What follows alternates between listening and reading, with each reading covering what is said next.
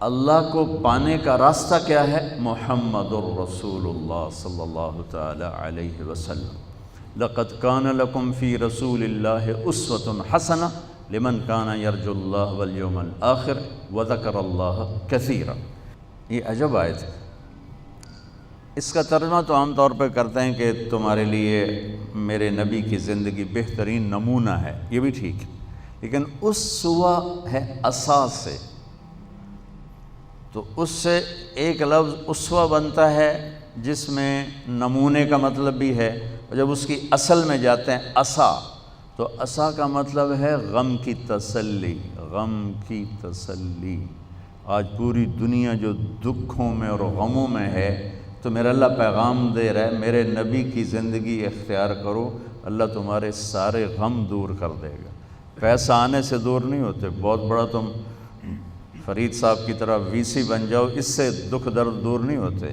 یہ اللہ کے رسول کے در پر جھکنے سے کیا خوبصورت ہے۔ لقد بات ہے ہی یہی اور ہے ہی نہیں، لقد کان لکم، اور اللہ تعالیٰ کہہ رہا ہے یہ صرف تمہارے لیے میں کہہ رہا ہوں، اسپیشل تمہیں کہہ رہا ہوں کہ میرے نبی کی زندگی اپناؤ، تمہارے غموں کی تسلی، لفظ اسوہ، تمہارے غموں کی تسلی، تمہارے دکھ درد دور ہوں گے، چونکہ جب تم میرے نبی کے طریقے پر آؤ گے میں تم سے پیار کروں گا، اور جب میں تم سے پیار کروں گا تو تمہارے راستے کھولوں گا۔ حسنۃ، حسنۃ، انسان خوبصورتی کو پسند کرتا ہے، حسن پرست ہے اور خوبصورتی کی طرف کھنچتا ہے۔ معصوم بچے کو بھی مسکرا کے دیکھو تو وہ بھی مسکراتا ہے، آنکھیں دکھاؤ تو وہ روتا ہے۔ انسان کے اندر حسن پرستی ہے، تو باقی ہر حسن زائل ہو جاتا ہے، میرے نبی کے زندگی والا حسن ہمیشہ بڑھتا رہتا ہے۔ تو اسوۃ حسنۃ، تمہارے لیے میرے نبی کی زندگی سب سے خوبصورت نمونہ ہے۔ اس لیے اللہ نے اپنے حبیب کو بنایا بھی خوبصورت۔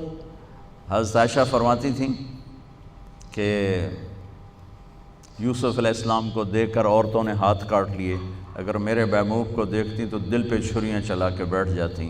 اللہ نے آپ کو اتنا حسین بنایا تھا۔ اللہ تک پہنچنے کا ذریعہ ہے جناب رسول اللہ صلی اللہ تعالی علیہ وسلم، اور اللہ تک جانے کا راستہ ہی کوئی نہیں۔ لو استفتحونی کل باب وجاؤنی من کل طریق لا افتح علیہم الا ان یکونوا وراءک۔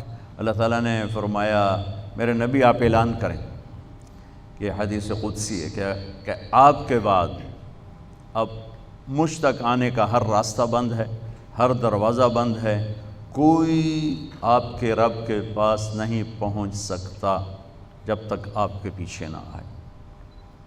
اور اللہ کو راضی کرنے پر ہی ہماری زندگی کی تکمیل اور کامیابی ہے۔ اگر اللہ کو کھو دیا تو سب کچھ کھو دیا۔ یا ابن آدم اطلبنی تجدنی، میرے بندے جو مرضی کام کرنا ہے کر، پر میری طلب میں رہ، میری تلاش میں رہ۔ فإن وجدتنی وجدت کل شیء، اگر تو نے مجھے پا لیا تو نے سب کچھ پا لیا۔ وإن فتنی فاتک کل شیء، اگر تو نے مجھے کھو دیا تو تم نے سب کچھ کھو دیا۔ وأنا خیر لک من کل شیء، اور میں تیرے لیے ہر چیز سے بہتر ہوں۔ ورضوان من اللہ اکبر، اور اللہ کا راضی ہو جانا سب سے بڑی دولت۔ یا ابن آدم لی علیک فریضہ ولک علی رزق، میرے بندے ایک کام میرے ذمہ ہے تجھے روٹی کھلانا، ایک کام تیرے ذمہ ہے اپنے رب کی اطاعت کر کے چلنا۔ یہ اللہ کو پا لینا ہماری معراج ہے، ہماری کامیابی ہے، ہمارا آنے کا مقصد پورا ہو گیا۔ اللہ کو کھو کر گم کر کے کسی نے کچھ نہیں پایا، وہ ساری دنیا کا مالک بن جائے، بادشاہ بن جائے۔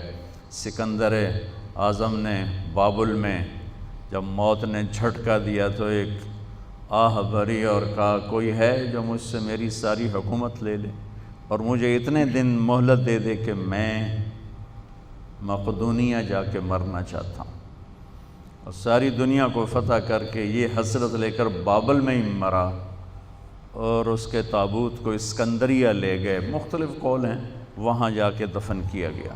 تو میرے عزیزو، اپنی منزل، اپنے اس طریق زندگی میں اللہ کو اپنی منزل بناؤ، اللہ کہ یا اللہ تو مل جائے، تو مل جائے۔